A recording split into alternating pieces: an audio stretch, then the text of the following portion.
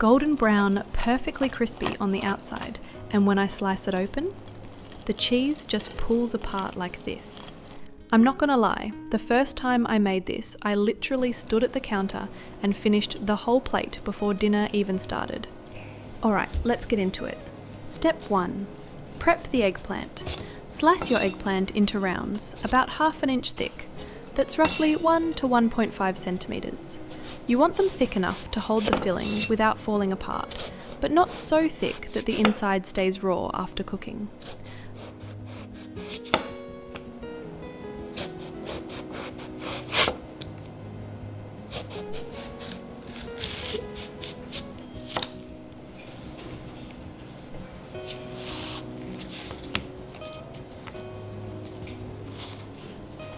Now here's the secret that most people skip, and I really mean it when I say this step is everything. Sprinkle a generous pinch of salt on both sides of every slice and lay them out flat. Let them sit for about 15 minutes. I know it feels like forever when you're hungry, but what's happening is the salt is drawing out the excess moisture and the bitter compounds trapped inside the eggplant flesh. We've all been there. You take a bite and it's just watery and flat. This one simple step completely eliminates that problem. After 15 minutes, you'll actually see little beads of moisture sitting on the surface. That's exactly what we wanted out. Now grab some paper towels and press down firmly on each slice. Pat every surface until it is completely, thoroughly dry. This is the difference between a crispy crust and a soggy one. Moisture on the surface means steam instead of sear, and steam turns your beautiful breadcrumb coating into a soft, limp shell. Dry surface every single time, no exceptions.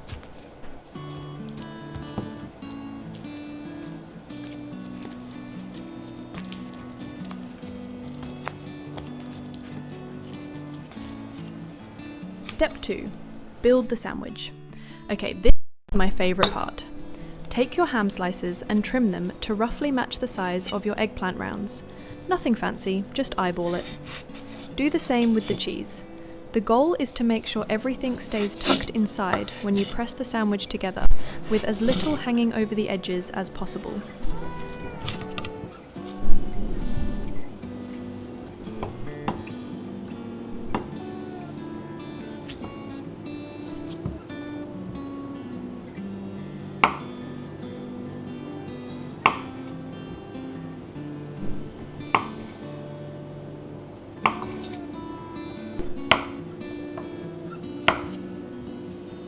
Lay 1 eggplant slice flat as your base.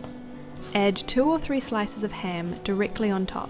You want enough to get that savoury hit in every single bite, but not so much that the sandwich won't close properly. Then layer the cheese on top of the ham. Be generous, this is not the time to hold back.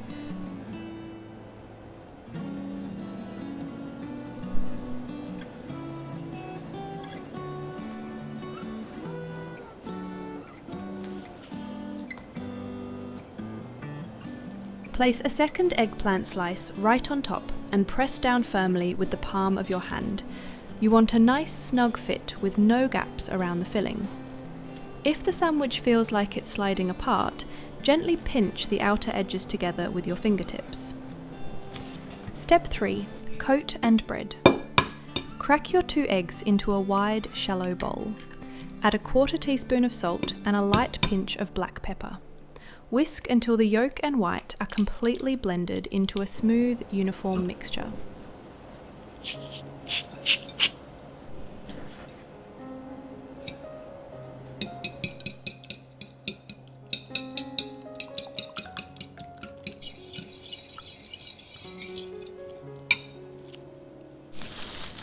In a separate shallow bowl, combine your breadcrumbs, the grated parmesan, and the freshly chopped parsley. Mix it all together until the herbs are evenly distributed throughout. It should already smell incredible.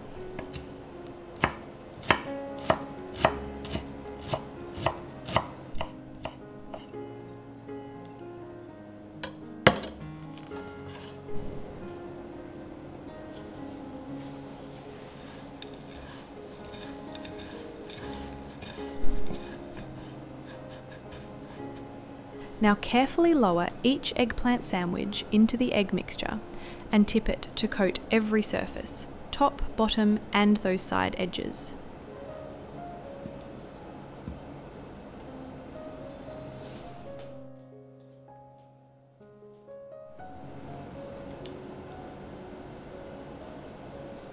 Press each sandwich firmly into the breadcrumb mixture.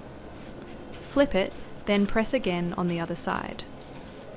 Now take your time on the edges. Use your fingers to push breadcrumbs onto every side panel of the sandwich. These are the spots where the cheese is closest to the surface and most likely to leak out if they're not properly sealed. The breadcrumb layer on those side edges is doing double duty.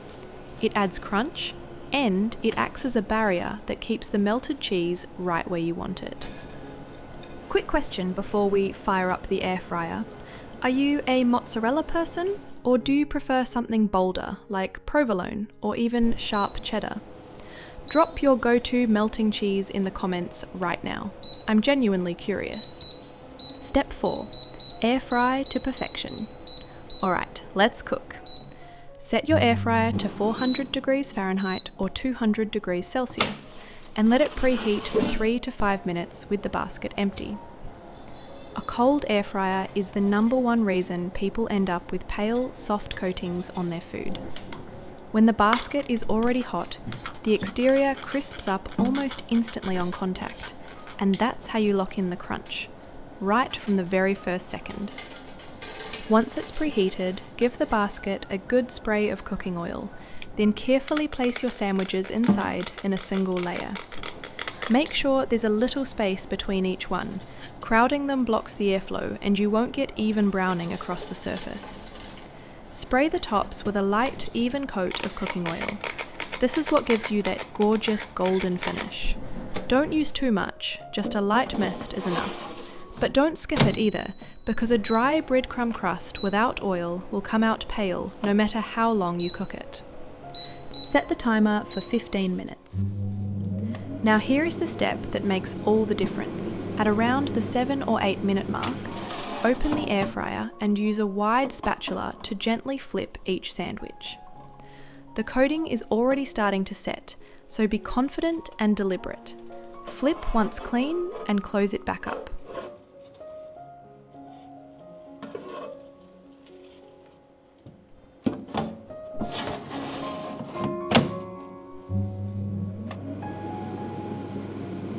Open the basket and look at that colour. Both sides are perfectly golden brown. The crust is set and firm, and if you tap it lightly, you can actually hear the crunch. Now let them rest on the counter for just about a minute before you cut in. 1 minute, it helps the cheese settle slightly, so you get that perfect pull instead of a full blowout. This holds its shape even after you slice it. The crust stays crispy for a solid 5 to 10 minutes at the table, which means it's actually great for serving at a dinner party. People are going to think you spent hours on this. You don't have to correct them. If you made this recipe, please leave a comment and let me know how it went. I genuinely read every single one. Share a photo or tag me so I can see your cheese pull moments.